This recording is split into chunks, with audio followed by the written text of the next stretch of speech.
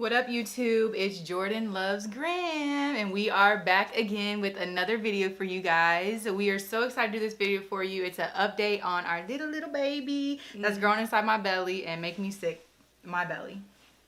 It came from mine first. So. Okay. And it's making me sick all the time. We're going to give you guys an update, but first we are going to do this video about 5 things that we wish we knew before IVF. And maybe some recommendations also. It's kind of 5 things we wish we knew and recommendations that we're going to do for you guys. Leave a comment down below. Any questions that you have. Maybe you're going through IVF yourself and you want to ask us some questions. Ask us. Yeah, don't hesitate to ask us anything that you want to know. Don't forget to like this video and subscribe if you're not already subscribed to our lovely channel. And we're going to go ahead and get started with the 5 things as soon as I unlock Mella's phone. Lord Jesus. I bet you don't know the password. I do know the password. Okay. I better know the password. Okay, number 5. Find someone who's been through IVF before. So, there are support groups out there. If you don't know someone personally, find someone. They have Facebook pages. Yes. We knew somebody personally that has gone through IVF, so they were able to help prepare us for what we're about to go through. And also any like questions we'd have on the spot. We'd ask her, and she kind of would have guidance because she's already been through it before. Yeah, definitely online, not even on Facebook. Facebook is good. I forgot that we did look on Facebook. Yep. Google search support groups. You can, look online and you'll find different ones who have been through it. And you can read their comments, certain things they're going through, where they're at in their, journey. And that is something that I'm glad that we did look into, and I wish we would have been told that before. Number 4, research the type of IVF you are interested in. If you are doing like what we did and you are caring for somebody else, it's called something different, and you got to research what that is. If you are just taking a donor and just carrying yourself and not having an egg transferred, that's called something different too. So definitely research that and see what the type of IVF that you want is called. So ours is called reciprocal IVF. It is not regular IVF. So when you go to call a doctor's office or whatnot, or clinic, or whoever performs fertility clinics, whatever, just make sure you're asking them for the right thing. Because they might be very experienced on IVF, but what about reciprocal IVF where another person is carrying for you? Which during the consultation, that's something you kind of discuss with them, but you yourself may be researching the wrong thing. Right. And that also is for the donor too. Like the donor is called something different when you're doing a different type of IVF. Ours was an IUI. And there's different, we didn't even know that. That's something we did not know. And we had to ask. But that's something important to know. Number 3, purchase the donor a month before the procedure. For real. For real. It takes a month to get in. Matter of fact, as soon as you know you're doing IVF, you should start looking at your donor because the list is large, gigantic, and there's so many banks out there that you can choose from, which I didn't know it was so many banks. And I didn't even know that it costs money to look at these banks. So that's another thing too, is the cost to look at these sperm banks.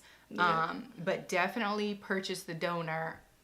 You have to purchase him like a month before the procedure. Ours got there the day before they retrieved your eggs. The day before. So we got ours. When do we order ours? The beginning of October. October, and we got there like 30th.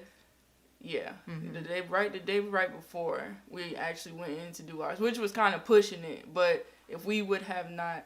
And that was a speedy service. Didn't we pay for speedy service? For it to speed up? Yeah, wasn't it like $100? Well, it was like $100 to ship. We didn't have to. We didn't pay for it. Okay. But you don't want to have to end up paying for it. Right, because it was already $100 to ship. Exactly. So try to get yours there at least a month before your actual procedure is about to happen. The actual retrieval. So you want to have it at least a month before that. Right. Number 2. Be prepared for all of the appointments, the doctor's appointments that you have to go to. Yeah. It is more appointments than I expected, and they're like back to back to back to back. So it's not like, you go appointment 1 week, and then next week or 2 weeks, 3 weeks from then you got another appointment. No, it's like could be 2 appointments in 1 week. type of thing. Yeah. And for us, our clinic was 3 hours away in St. Louis, so it was stressful having to drive back and forth. And that's another thing is your job. You have to be prepared to take off of work for some of these appointments, you know, and to both you guys, if you guys are doing what we did, to go together to these appointments, because some of the information that was for me only, I'm glad she was there for, because she was able to help me, to remind me, or to tell me something that I may have forgot, and vice versa. Yeah, definitely. If you can, go with your partner. If you can, and we really recommend going with your partner. That's something very important that you need to know, is be prepared for all the appointments and go with your partner to these appointments, because it will be very helpful to both you guys in the long run. And one thing I want to add into that is when you do go and you're doing remember the shots? When you're going over the shots, if there is any way you can record going over the shots, both of your guys' shots, because it is so detailed, mixing the different vials and stuff, and knowing the length of the syringe to record that, because it is so much information. It's overwhelming. You will forget by the time you get out to your car. You'll forget. Right. So sorry, but they're gonna tell you, or they're gonna demonstrate with you on how to do the shots, like you guys seen in our video. And the only reason we bought a camera, because we wanted to vlog it. Yeah. But say we weren't to vlog it, we would have probably forgotten and had to call our doctor's office maybe about 10 times. Yeah. If we would have never recorded, because it's a lot of information. It's a lot of medication. Yeah, you saw all the medication in the bed. Like, it was so much, and I'm so glad that we decided to record that and vlog that day, because it was so much. If ever I need to remember like how much, or which needle I'm supposed to use with what, I would watch that video and see how she told me to do it. Yeah, that's very important. So bring something to record with. Even your phone. Record on your phone. Yeah, just definitely. record it. Yeah. But that was number 2. Number 2. And our number 1 thing is the cost of medication. You need to, as much as you can, know that we thought we were prepared for the cost of everything, and then we got hit with another several $100s of medication. $1,000, $7,000. Yeah, of medication. It is.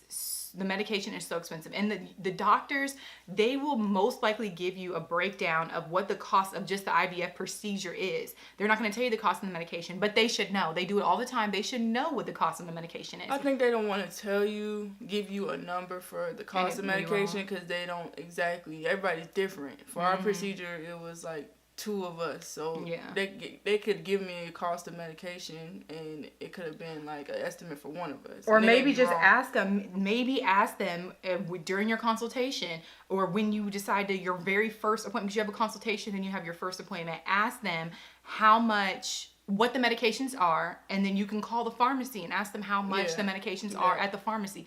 That is something very, very, very important to do. And how much medication you're going to need is also very important to ask about, because that also goes along with cost, because literally last minute we had to come up with several $100s just for one little vial for her, and it was not cheap. But that is something that we wish we would have knew or thought about or researched a little bit more.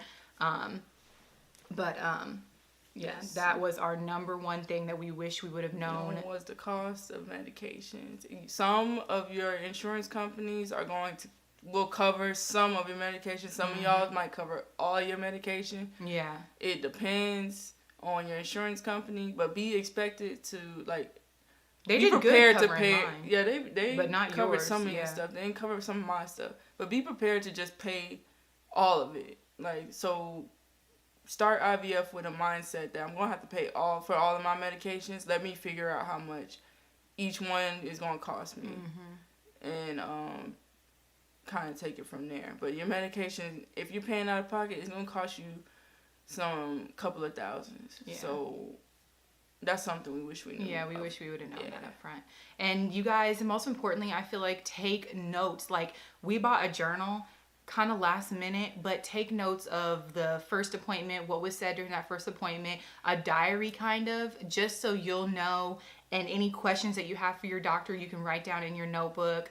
any experiences that you had, any symptoms that you may have had. You can write, you know, in your notebook the day that you start your birth control pills, the day that you end your birth control pills, when you first start your cycle, when you end your cycle. That's also very important to do too during IVF, because it's so much information, especially with the both of us. Like, we had to keep track of each other's stuff. Like, I had to remember her cycle, I had to remember my cycle, I had to remember what day she needs to start her pills, what day she needs to stop her pills. You know, it's just all so much information, and you have to be on target for the medication. You have to start it at a certain day, you have to end it at a certain day, you have to start it at a certain time of day.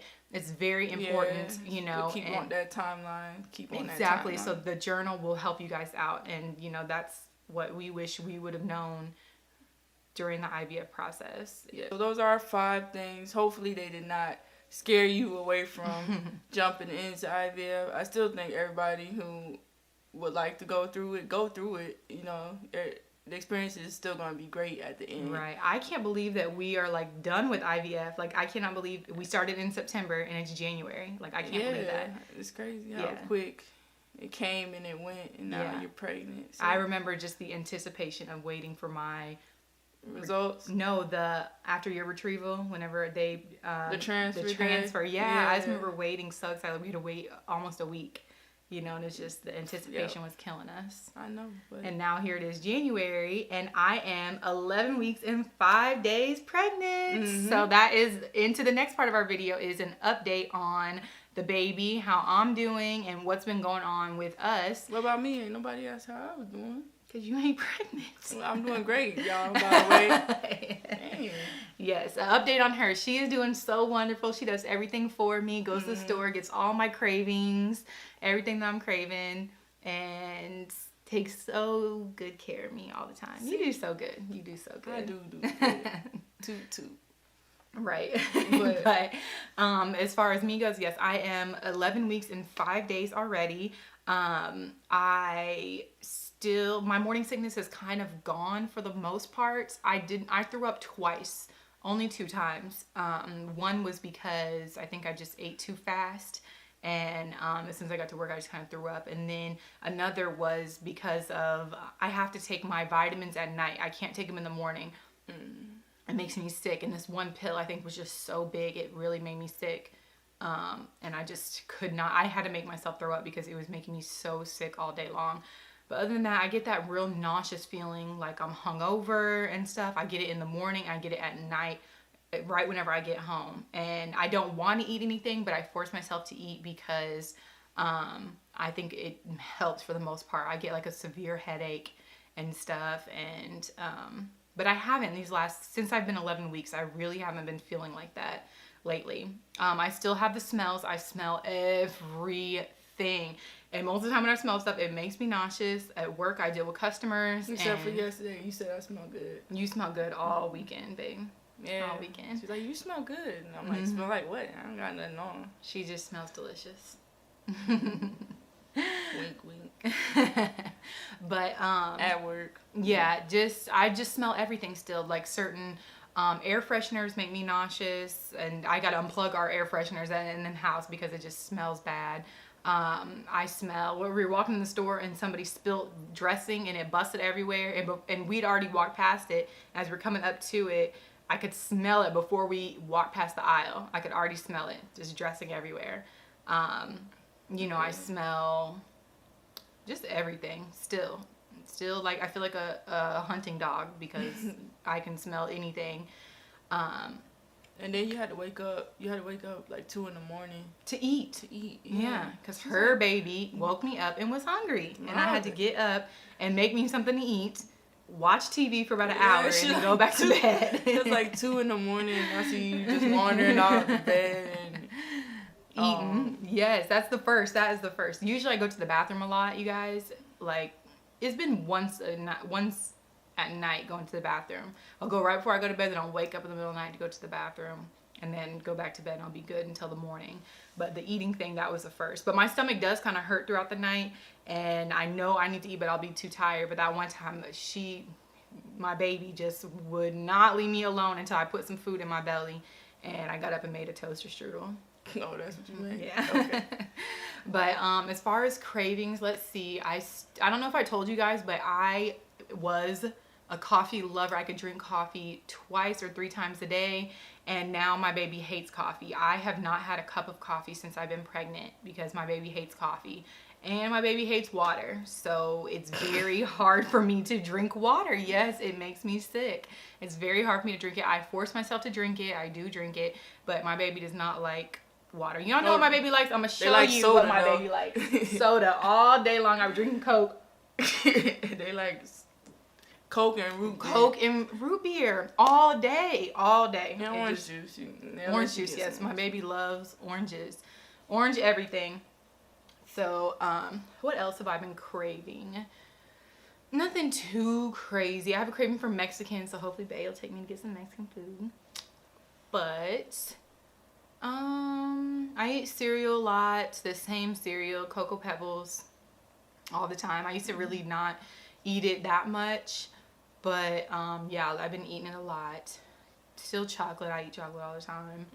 I've been eating a lot of peanut butter and honey sandwiches. I do eat that a lot at work because I think that's a craving. But I've always liked it before, but now it's so good. Peanut butter. I ain't gonna ask. What? It is Okay. good. I mean, it's like peanut butter and jelly. Okay. It's good. I'll let you have it. Yeah. And sometimes we'll have hot Cheetos. Baby likes hot Cheetos. Stand up and show you guys. You might have to adjust the camera, babe. Let me see. And show you guys a little bit. This ain't I'm so no thirsty. Coca-Cola endorsement. I am so thirsty. Show you guys a little bit in my bump. Yeah, I can see. Well, back up a little bit. Okay, hold on. Yeah, there you How's that? You can't turn to the side. It's probably easy to see. Nope, you don't see no bump. Yes, you do. Look, there you go. No. Yeah, it's there a little Let me bit. come It's to like the front. rounder. See, my Melody be making fun of my high-waisted pants, but I cannot have anything sit like right here because it is so uncomfortable. So this is my little bump. Yeah, you can see more from the side. But almost 3 months. I am pregnant. so ready to be showing. I cannot wait to have a big old belly. I can't wait. I'm so excited. I want everybody to be like, oh, you're pregnant? When are you doing? I want everybody to ask me that. I'm just so ready to be popping. Popping. All right. Popping. All the time. I'm ready. I'm so ready. But thank you guys for watching. I hope you enjoyed the video. Hope you learned something from it. Got some interesting stuff out of it. And we're about to go into 3 months pregnant in 2 days. That is our update. Like, comment, subscribe. Anything for the people? Teddy says, hey. Hey. He loves our supporters. We love you guys. Thank you so much for watching our channel. And we'll be back again with another video for you.